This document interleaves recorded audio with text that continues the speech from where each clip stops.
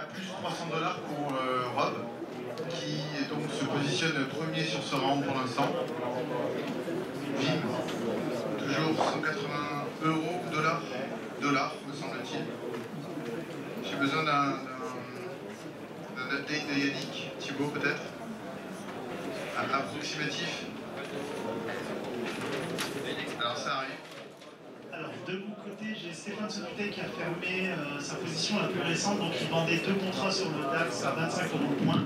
Donc il était rentré à la vente à 12 429,4 et là il a fermé à 12 427,4. Donc ce qui lui fait 100 € de gain avec 2 contrats à 25 €. Ah, c'est plutôt intéressant parce que si on analyse globalement les trades de nos traders, ils sont plutôt orientés tous à la baisse.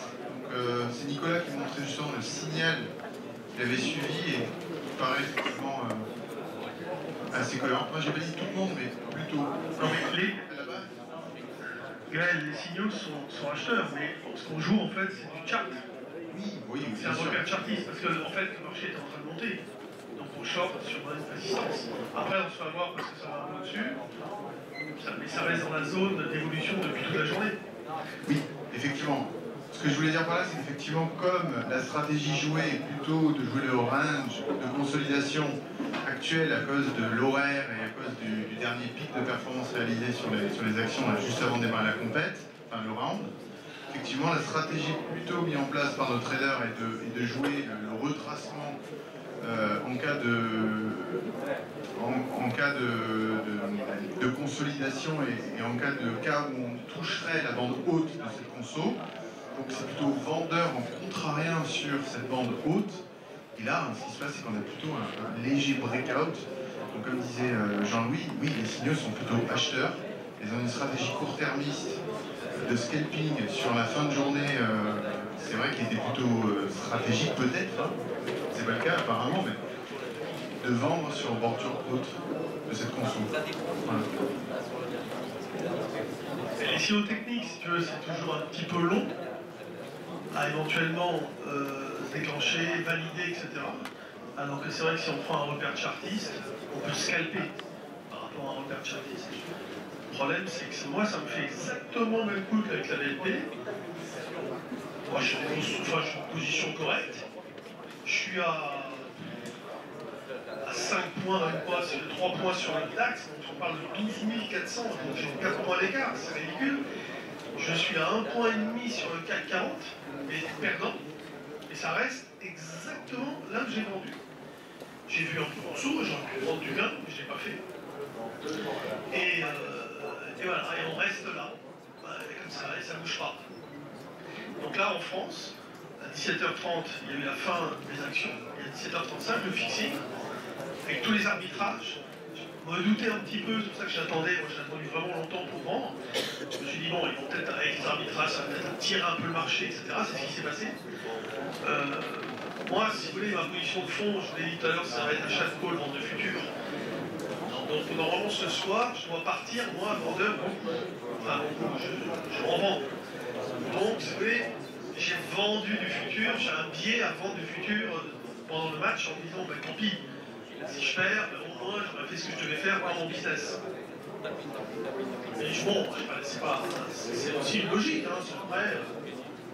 Ben là c'est pareil, je reviens de voir le cours, et là on fait pam pam. Mais il a eu le même problème tout à l'heure avec le DAX, il a shorté correctement, hein. Et à chaque fois, c'est ça qu'il a stoppé. Il a vu, il a vendu, il a un point de gain, un peu de perte, un peu de gain, un peu de perte, un peu de gain, un peu de perte. Il a attendu, et puis tout d'un coup, pom, échéance, enfin, close. Mais c'était...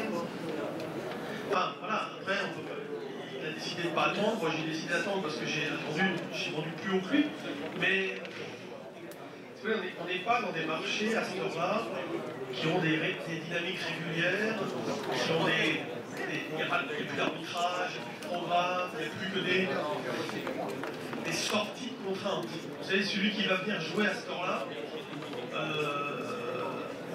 soit il a un problème et il faut qu'il fasse quelque chose, un peu comme moi si j'avais décidé de reprendre mes positions vendeuses pour lundi, sur mes coups synthétiques, etc. Je pourrais le faire maintenant à la close. après la dose. Mais venir en Europe chercher de l'intérêt à ce temps-là, dans un marché qui est quand même assez calme dans la séance.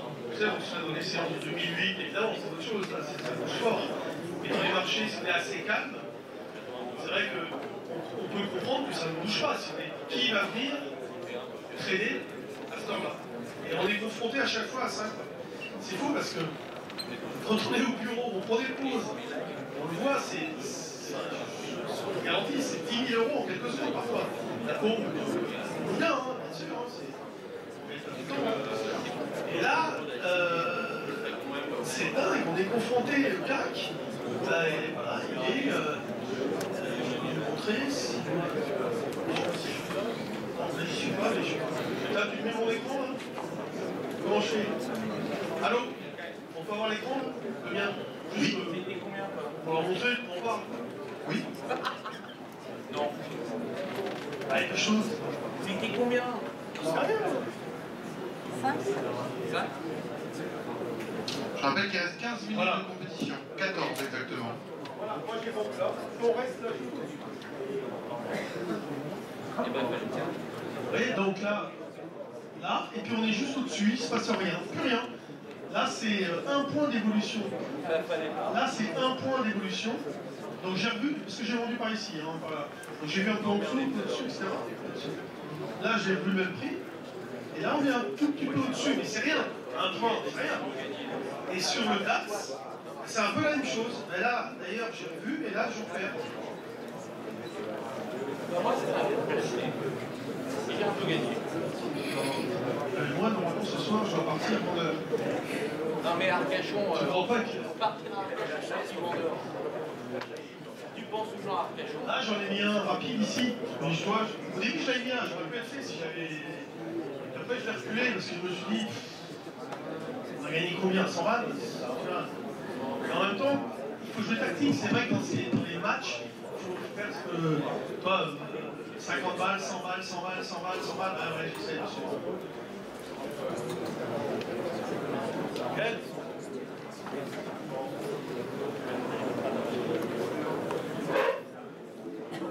Petit récapitulatif pour l'instant. Donc c'est Rob qui est devant avec plus 300 $ de performance. Vib, un update, plus 180, donc là toi tu n'as pas de position en cours, pas de signal pour Vib. Et après nos traders sont plutôt orientés à la baisse sur les marchés actions. Finalement ils ont tous à peu près le même style de position, ils ont à peu près vu le même type de signal contrarien. Comme je disais tout à l'heure, ça paraissait cohérent de jouer ça lors de cette compétition du moins.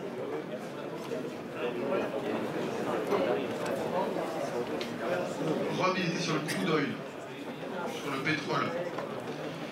Et il avait une stratégie de scalping plutôt pas mal justement qui visait à gagner très peu de points. Je suis sur une petite évolution de bougie qui s'est très bien passé. Ouais. C'était plutôt pas mal.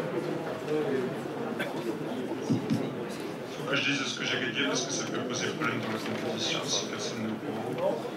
J'ai fait 150 € de DAX. J'ai fait 65 $ de perte de Nasdaq. Donc plutôt dans les, dans les 90 €, 85 €, c'est ça, quelque chose comme ça? Oui, oui, mais c'est important.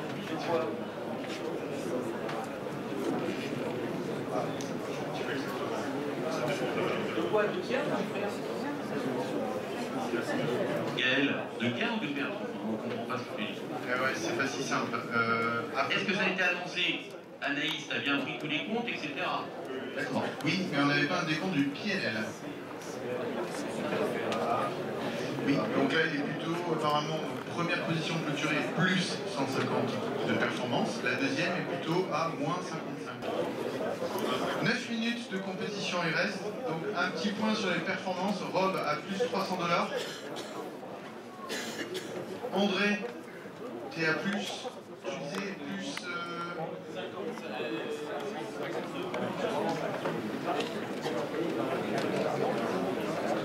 plus 31 €. Voilà, qui positionne pas trop mal. Stéphane à moins 275. Eric. À peu près flat, donc conversion ou pas, flat c'est flat.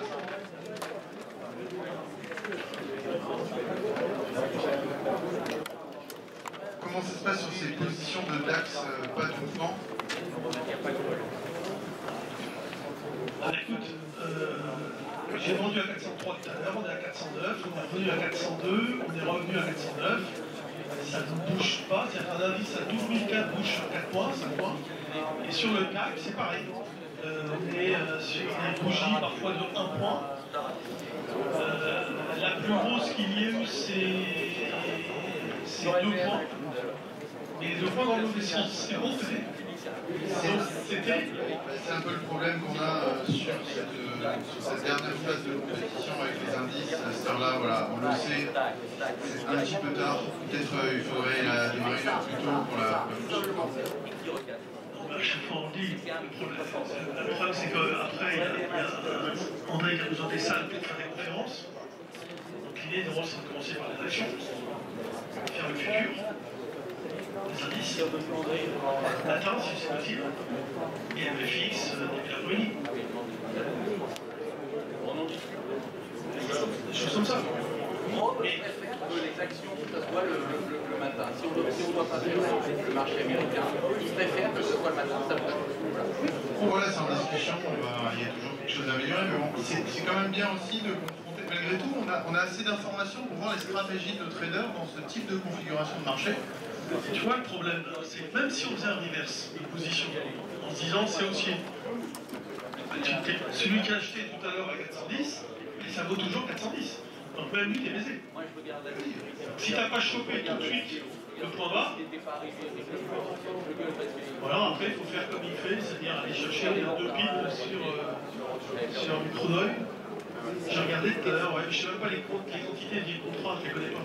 J'en fais pas, mais... C'était pas une mauvaise idée, oui. Et oui, Rob, il avait compris que c'est ça qu'il fallait faire. Je pense que du coup, ici, pour les vendeurs, voilà, on est dans la situation que disait, expliquait Jean-Louis. Pascal, j'aimerais bien avoir un Je suis encore en position. Donc, vendeur Nasdaq, acheteur. Nasdaq, c'est des boucliers, je viens d'attaquer le mini S&P. D'accord. À l'achat? Donc plutôt acheteur. Et là, du coup, donc là, toi, tu batailles pas mal de trades. Tu expliques ça comment? Tu as plutôt pas mal de signal ou... C'est du pur scalping.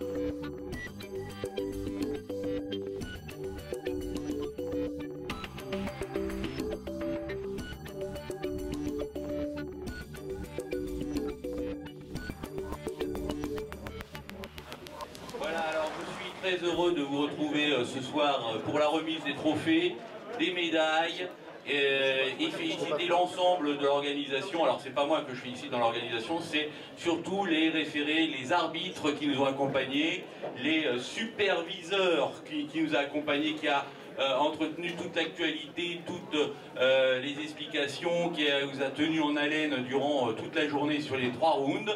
Et je voulais les féliciter parce qu'ils ont fait un sacré boulot. Fatah Deraj qui nous accompagne régulièrement sur plusieurs duels, c'est la 2e fois qu'il venait et qui tient à jour les comptes. Et c'est pas facile parce que tous les traders sont pas très sympas, hein.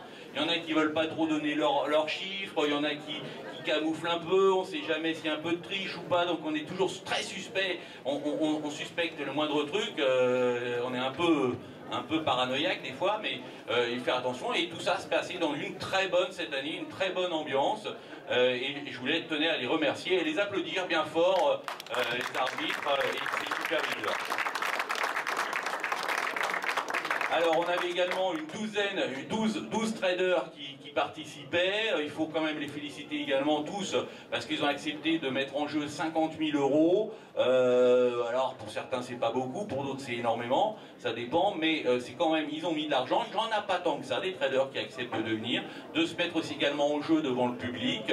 Alors c'est pas réellement du trading comme on peut l'entendre, comme on est à son bureau, du scalping, puisque ça dure qu'une heure, c'est un round, il y a aussi un moment, une partie de spectacle, une partie de fête, mais ça permet un petit peu de voir ce qu'on peut faire, d'avoir une idée, ça permet une approche rapide du trading, et ensuite d'ailleurs vous pouvez retrouver, vous avez pu voir toute la journée les différents traders, les revoir dans leurs conférences, et ça c'était intéressant pour expliquer les différents éléments, les différentes méthodes techniques. Donc applaudir également ces 12 traders. Alors il manquait simplement Benoît Rousseau qui n'a pas pu venir parce qu'il était malade, il a une grosseur dans le dos, et pas parce qu'il a perdu a priori j'ai entendu des rumeurs, etc. Non, c'est parce qu'il a une grosse espèce de boule derrière, et on espère que c'est pas grave du tout et qu'il se fait retirer aujourd'hui également. Donc, et j'espère qu'il pourra venir l'année prochaine et qu'il pourra participer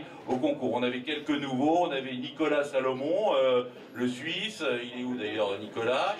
Ah oui, il est là, tu te caches bien. On avait Wim Lievens, c'était la première fois qu'il participait. Le Luxembourg, t'es luxembourgeois, toi t'es belge, t'es quoi?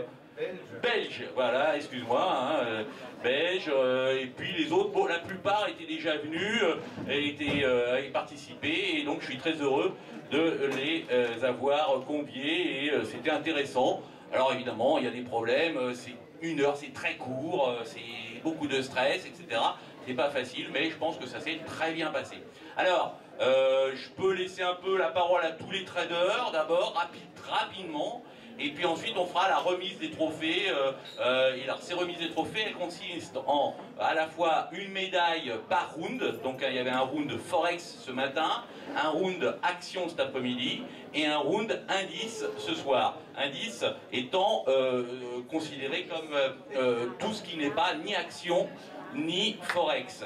Mais pour Jean-Louis, il m'a expliqué, m'a dit, l'année dernière on avait commencé par Action et on pense que c'est mieux, donc l'année prochaine peut-être qu'on fera d'abord le premier round. Thibaut vient ici aussi, les référés, les arbitres, vient avec nous. On les a fait applaudir tout à l'heure, hein, mais t'étais pas là. Donc tous les arbitres, on les remercie, donc ils soient avec nous sur la photo. Et donc l'année prochaine, peut-être qu'on fera les actions le matin. Évidemment, Rob voudrait que les actions soient au moment où le marché US ouvre, mais les Français ne veulent pas, évidemment, donc il ne faut pas, évidemment, désavantager l'un ou l'autre. Donc on fera les actions, stocks, the morning, only the morning for the next dual trading, ok? Ça serait mieux pour lui, mais s'il serait tout seul à être content s'il y avait l'ouverture américaine et j'aurais 15 gars qui feraient la gueule de l'autre côté. Alors donc pour un content, donc je préfère quand même faire l'inverse. Mais il accepte, il dit que sur le matin il pourra se refaire et avec la volatilité du matin et des actions, ça sera mieux que là. Vraiment un peu après le midi, donc qui était 14 h, c'était un peu calme. Donc on fera certainement stocks, action le matin. Indice, alors tu veux dire, ouais, mais les indices, je serai obligé de les faire à 15 h quand le marché américain ouvre. Il faudra les repousser comme ça, et ça serait comme les marchés français ouverts en même temps et le marché américain pendant une heure, ça, tout le monde sera content.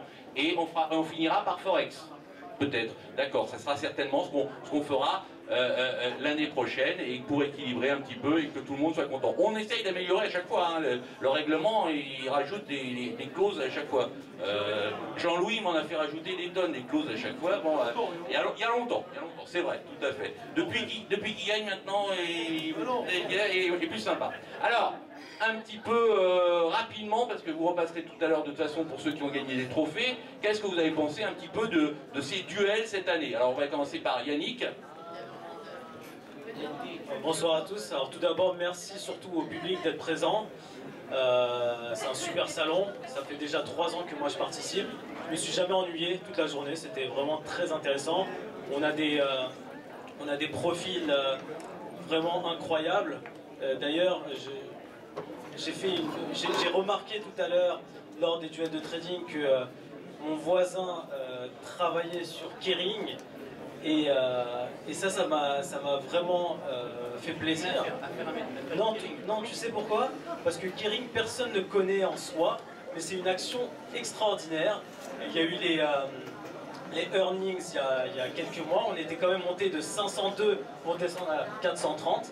Donc, enfin, on voit tout type de profil, c'est vraiment intéressant. Des traders FX, des traders matières premières, des traders comme on a pu le voir avec l'US Oil. Enfin, c'est vraiment très gratifiant et c'est surtout on apprend. Même nous, étant donné qu'on travaille de 24 heures sur 24 sur les marchés financiers, on en apprend toujours. Donc en tout cas, moi je vous remercie à vous d'être présents. C'est pour ça que ça continue d'ailleurs. Et je vous vois l'année prochaine. Merci en tout cas.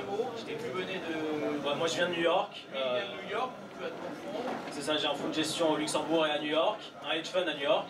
Et donc voilà. sur le site, vous pouvez cliquer, vous retrouvez un peu les liens, etc. Ça miche-groupe.com. Pascal Pichet. Moi je trouve qu'il y a une seule chose essentielle à dire, c'est la ferveur de André Malpel et de son équipe à tenir ce rendez-vous annuel, donc biannuel, puisqu'il y a le salon de l'analyse technique et le salon du trading au mois de septembre. C'est tout un travail, je sais que c'est pas forcément facile. Je ne vais pas prendre la parole plus longtemps. The only thing to tell to you is the fact that André and his team is really every year, twice a year, keeping on organizing this annual meeting, and it's a real pleasure to meet this international trader such as you. Ok, fine. Très gentil, merci. Il n'y a pas que moi, il y a aussi ma fille qui travaille avec nous, mon épouse que vous avez vu, etc. Et on est très satisfaits. David. So, yeah, I'm very happy to be here. I think that all the ones that have been here through times know that 5 years, 6 years, 10 years ago, it was easy to gain every day thousands of euros. And you have seen for sure how hard is trading the market today. So we are winning, we are, let me say, making some money, but it's really a hard job. But really happy to be a trader and really happy to be here. So, thank you André, merci à vous. Valérie, merci Valérie, oui. But where's Valérie? Elle n'est pas là. Okay. I just want to add one thing, because I'm with Davide. This is my 10th edition here in Paris, because it was 2008, and I want to thank, like Davide, Valérie, and André for all the hospitality and everything. Thank you. Merci. Merci aussi à Tina. Disons que l'équipe italienne, entre Davide et Stefano, ça fait presque 10 ans qu'on participe à ce salon. Alors, c'est des remerciements de nos traders à l'organisation d'André Marpel, de Valérie. On en direct là, Tina qui fait toujours des efforts, des grands efforts pour traduire, pour intervenir, pour nous aider. On est très, très satisfait de votre présence. Merci beaucoup. Ok, merci. Alors, Nicolas, toi c'était la première fois que tu venais. Tu expliques un peu qui tu es ou pas du tout, c'est comme tu veux, tu peux rester un peu anonyme. Tu t'es présenté comme trader indépendant, mais bon, les gens chercheront. Donc, effectivement, c'était le baptême du feu du salon du trading, donc pour moi, effectivement. Donc c'était effectivement une très bonne entrée. J'étais speaker et arbitre l'an passé, et voilà, j'ai voulu me lancer. Et même effectivement en le faisant tous les jours de manière professionnelle, voilà, il y a des jours où ça marche bien et des jours où ça marche moins bien. Donc là, effectivement, je suis resté scotché avec ma position short Eurostock jusqu'à la fin. Mais bon... C'est moins facile quand on est trader que quand on est superviseur peut-être. Hein? Non, c'est même pas une question de ça, c'est une question de format, une question de risk management, une question de... Mais oui, effectivement, ça peut être également lié à ça. Donc une nouvelle fois, on l'a dit, merci à l'organisation. Et je voudrais également rappeler l'aspect éducation ou éducationnel de l'événement. C'est quand même pédagogique, effectivement. C'est quand même, pour moi, l'un ou le seul trait d'union entre les professionnels du trading et le grand public. Et c'est un très beau format, un très beau forum. Merci encore. C'est gentil, merci beaucoup. Bim. Bon. Bon, pour moi aussi, de ma part, pour André et son équipe, merci, bravo. Moi, ce qui me fait toujours plaisir, c'est qu'après 20 ans, quand j'ai démarré avec le trading, tout le monde en Belgique disait « mais oui, là, il est devenu complètement cinglé. Il fait quoi du trading? Il est devenu... Et aujourd'hui, je vois que le trading, il est vivant. Je fais beaucoup de trading live aussi en Allemagne et dans d'autres pays. Et je le vois ici aussi au salon. Et ça fait toujours du bien de voir qu'il y a d'autres personnes. Et bien évidemment, vous qui êtes là pour partager cette passion. Chacun à sa façon d'essayer de faire un peu d'argent sur les marchés. Merci encore et à l'année prochaine, j'espère. Au revoir. Alors, Jean-Louis. Mais on reviendra après pour les remises.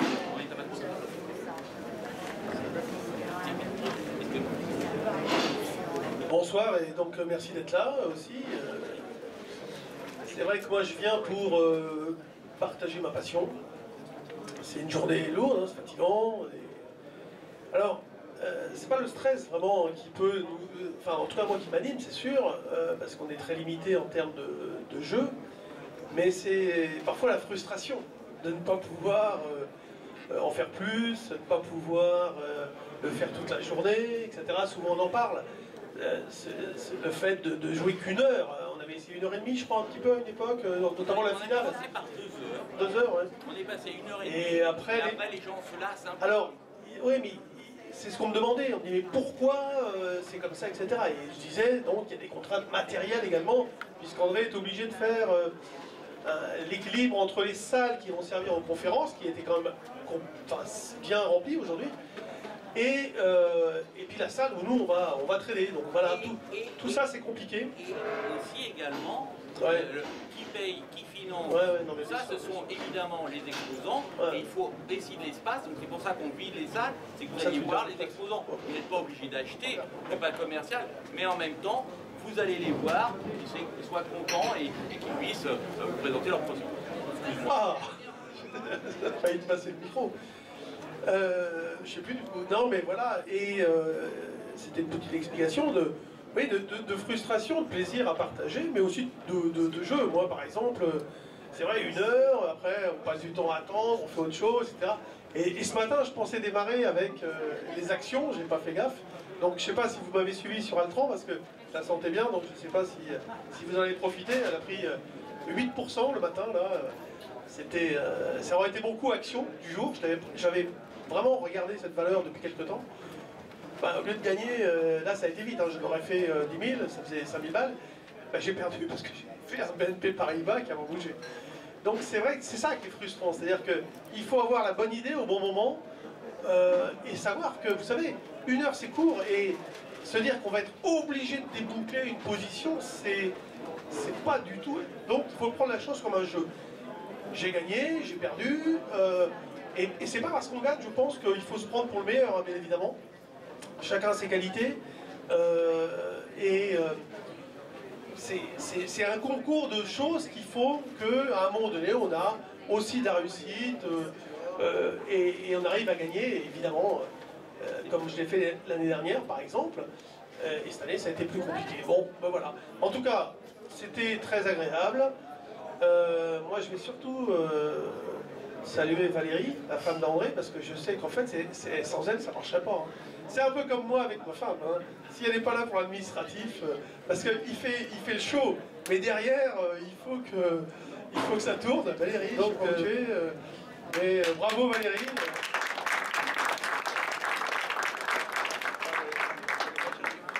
Bon, les enfants ils suivent après, c'est autre chose. Puis après, il y en a un qui est devenu trader en plus, alors bon, il n'est plus là, avant, il faisait l'arbitre.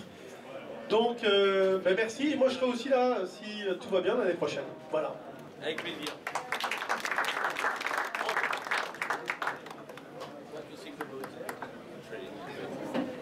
Well, first of all, I don't know if somebody will translate this, but I'd like to thank wonderful. So first of all, I'd like to thank the referees, the judges. That is a really hard job because you're like position, and you know, have to write so much information. It's a real challenge, and then speaking other languages. So they do a great job. So they really deserve our appreciation. Second of all, I'd like to thank my competitors. They're incredible. They're absolutely incredible. You know, Jean-Louis I've trained against many times. Davide and Pascal, you know, and now new people from all over the world, wonderful people. They make me better, you know, because you know all year long I think about seeing them, and I feel like I need to be better. I need to be better because they're the best. Johan. And then I'd also like to thank Andre and Valerie. They went ahead, and obviously they've made this wonderful format where, you know, I've come back many years and gone ahead and shared my actual strategies that I use. I teach them to you, and then I trade them in the competitions. So we're giving you real information, you know, not hypothetical. And so, you know, I hope you've learned a lot from this wonderful show that Andre and Valerie have put for you, okay? And finally, I'd like to thank all of you. You know, it's now 7:40 in the evening, it's 19:38 in the evening, and you're still here. Even though the teaching is over, you're still here because you have an interest and passion for trading. So really, we all, you know, for me and all of my colleagues, I think we want to thank all of you for being here. So thank you all. Thank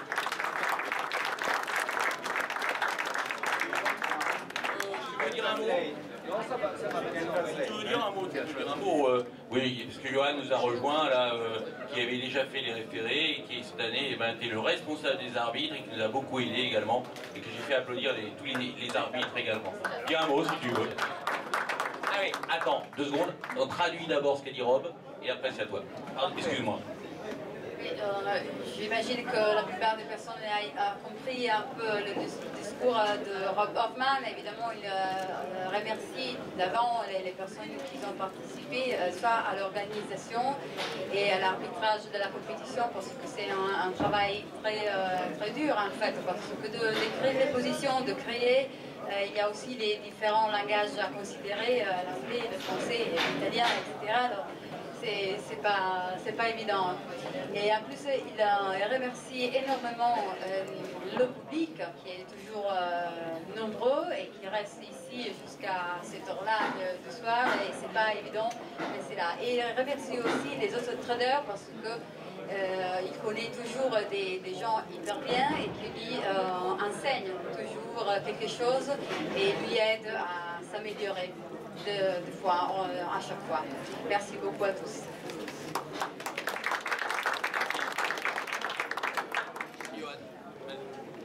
Un petit mot sur les traders et le marché. Je félicite les traders parce que le format n'est pas très facile. Effectivement, 3 fois 1 heure et 1 heure pile avec des produits qui sont imposés, sachant que les traders qui sont ici généralement sont un petit peu spécialisés sur tel produit ou tel autre. Donc on leur a demandé aussi des exercices qui étaient un petit peu difficiles et qui n'étaient pas ce qu'ils font habituellement pour certains. La deuxième chose que je voulais dire, donc les féliciter pour ça, et puis la deuxième chose à propos du marché, nous sommes vendredi, la dernière manche était après la fermeture ou à la fermeture des marchés. Il n'y avait pas beaucoup de volatilité et ce qu'on demande aux traders en fait c'est de faire du scalping. Et pour faire du scalping, il faut beaucoup de volatilité, c'est-à-dire qu'il faut que le marché bouge. Quand le marché ne bouge pas, comment vous pouvez le lire s'il va monter ou s'il va descendre? Donc c'est un exercice qui est encore plus difficile à faire quand le marché est plat. Et par exemple, quand il y a eu le deuxième round, eh bien le marché n'a pas bougé du tout pendant une demi-heure. Donc là, sur quelques points, c'est quand même très difficile. Voilà. Et je les félicite pour ça, pour cet exercice. Merci. Ok, donc le moment maintenant tant attendu des remises des trophées. Alors, je vous rappelle que, alors, juste pour revenir à ce que vient de dire Johan, on a fait ça c'est vrai qu'on a mis des difficultés, mais on voulait quelque chose qui soit vraiment quand même un peu pointu. Donc 1 heure, c'est très court, ça c'est pour des spécificités d'organisation, etc. Mais depuis récemment, on a changé un peu le format. Alors d'abord, on a limité les effets de levier pour pas qu'il y ait certains qui soient avantagés par rapport aux autres, que tout le monde ait 50 000 avec le même effet de levier. Donc ça, c'est pour vraiment, on court tous avec la même moto, ou le même vélo, ou le même bateau. Donc on a à peu près la même chose. Ensuite, on a essayé de faire par produit, parce que sinon, tout le monde, vous avez vu que ça se passait quand même mieux au moment où on a fait le 3e round sur les indices, que sur les 2 premiers rounds, c'était un peu plus difficile. Bon, il m'a semblé en tout cas. Mais pour que les spectateurs, les visiteurs puissent avoir une opinion sur chaque produit, parce qu'il y en a qui sont que Forex, il y en a qui font que des actions, il y en a qui font que des futurs ou des indices. Bah, on a essayé de spécifier, sinon, en gros, si on faisait comme autrefois, eh ben, tout le monde faisait que des futurs ou que des indices, et personne n'aurait fait des actions, ou personne, et très peu auraient fait du Forex. Donc là, ça oblige un petit peu à vous montrer ce qu'on peut faire ou ce qu'on ne peut pas faire sur les différents marchés. Donc j'accélère un petit peu parce qu'on me fait signe d'accélérer, comme c'est moi qui ai demandé à tout le monde d'accélérer toute la journée aux conférenciers, bah, cette fois-ci c'est moi qu'on demande d'accélérer. En plus, je parle pas beaucoup, Jean-Louis. Alors, les remises, d'abord, les remises par round. Alors par round, ils gagnent une médaille, la médaille du meilleur trader Forex, la médaille du meilleur trader action et la médaille... Et c'était après les dividendes, c'est tout. Donc voilà, merci. Et tu expliques comment alors? Comment tu expliques ça? Oui, je suis un trader Forex, mais alors pourquoi t'as pas cartonné sur le Forex? Parce que sur le Forex, tu arrives quand même 3e sur le Forex. J'étais un peu timide, j'ai pas mis de levier. J'ai pris 2 positions intéressantes sur la livre sterling, mais j'ai été timide. J'étais à 1 euro le point. D'accord. Et toi, Jean-Louis, comment tu expliques que tu as été meilleur sur le Forex et pas sur les autres marchés? Pas trop. Non, mais franchement, j'ai pas été bon sur un seul marché, sauf que à chaque fois, il n'y avait pas de vol. Donc, et à chaque fois, j'ai pris une position et j'attendais que... En fait, il n'y a pas tellement de quoi infirmer cette position. Donc, tu prends une pause à un bon moment. Donc, le Forex est dans le bon sens. Je voyais autour de moi, ça ne faisait pas grand-chose. Moi, j'avais tapé 500 000. Hein, donc, et puis, donc, j'ai pris le bénéfice. Et sur les autres marchés, en fait, dès que j'ai pris une position, le marché a décalé dans le mauvais sens, mais très peu. Parce qu'en fait, je tape quand même à chaque fois sur les actions de 100 et quelques mille. Et sur... les contrats futurs, j'étais pas loin du million à un moment donné, mais ça ne bougeait pas. Il a eu la même chose. On a vendu un peu de DAX, par exemple. Il a vendu du DAX, moi j'ai attendu, et puis je regardais, il perd, il gagne, il perd, il gagne, 1 point, plus 1, moins 1, plus 1, moins 1, et tout d'un coup, pam, moi j'ai vendu là, et il a fait pareil, pam, pam, pam, pam. Voilà. Et ça faisait rien. Il n'y a pas eu, si vous voulez, de régularité. Bon, c'est un vendredi, hein, voilà. C'est difficile le vendredi. Oui, bien sûr, bien sûr, bien sûr. Donc, le facteur chance, c'est important. Facteur, voilà, il faut un peu de réussite, mais moi, j'estime que j'en ai eu aussi, voilà. L'année dernière, j'en ai eu plus que cette année. Mais il faut la provoquer, la chance. Bon, après, si on gagne régulièrement, c'est peut-être pas un hasard non plus, mais ça se joue à pas grand-chose. Ça se joue à pas grand-chose. De temps en temps, quand même, il faut avoir, je dirais, un peu des coronesses, si je puis dire. Et c'est moi ce qui m'a manqué un petit peu sur les actions. J'aurais peut-être pu cartonner, mais je me suis dégonflé de prendre la position sur LVMH. Tant pis, ça sera peut-être pour l'année prochaine. Et comme je dis toujours, il n'y a que les perdants qui ont des excuses. Donc, on ne retient pas les perdants, on retient que les gagnants. Et alors, le dernier, le round indice, c'est Rob Hoffman qui a remporté le round indice. Bravo!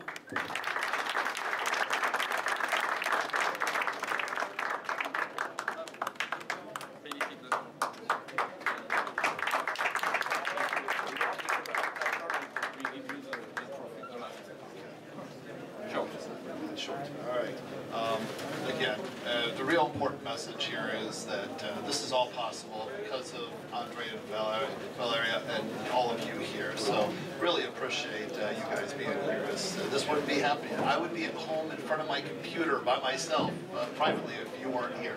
So thank you for being here. Justement, il remercie encore une fois toutes les personnes et on remarque qu'il s'est même amusé de passer une journée, contrairement à ce qui arrive d'habitude chez lui avec son ordinateur, ici parmi les personnes et le public.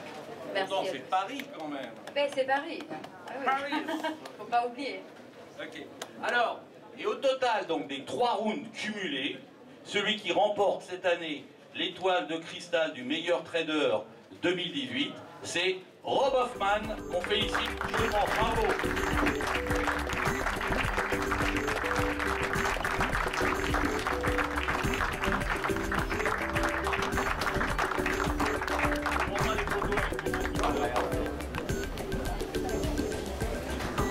Bravo André, bravo. Bravo à tous les traders, bravo Rob, bravo David, bravo.